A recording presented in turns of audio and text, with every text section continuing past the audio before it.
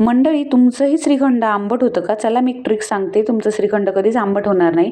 इथे मी कोमट साई सकट दूध घेतलेलं आहे, 2 ते 3 चमचे विरजण घातलेलं आहे, व्यवस्थित मिक्स करून घ्यायचं.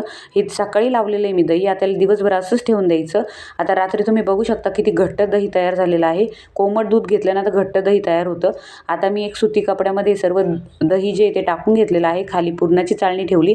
आता एक्स्ट्राचं जे याचं पाणी आहे ते आपण काढून घेऊया, याला असं पिळून घ्यायचं आणि एक्स्ट्राचं जे पाणी आहे ते काढून घ्यायचं. आता तुम्हाला मी सांगितलं एक सिक्रेट ट्रिक्स यूज केलेली मी, ती म्हणजे साखर यामध्ये घालायची आहे, जेणेकरून तुमचं जे श्रीखंड आहे आंबट होणार नाही. आणि याला रात्रभर असंच ठेवायचं आहे. जर ह्या स्टेजला तुमचं दही आंबट असेल तर फ्रीजमध्ये पोटली ठेवा. आता सकाळी बघा आपला किती छान चक्का तयार झालेला आहे. आता याला आपल्याला पुरणाच्या चाळणीतून काढून घ्यायचं आहे.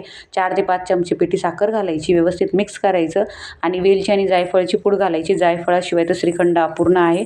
आणि मस्तपैकी श्रीखंड एन्जॉय करायचं. Bye bye.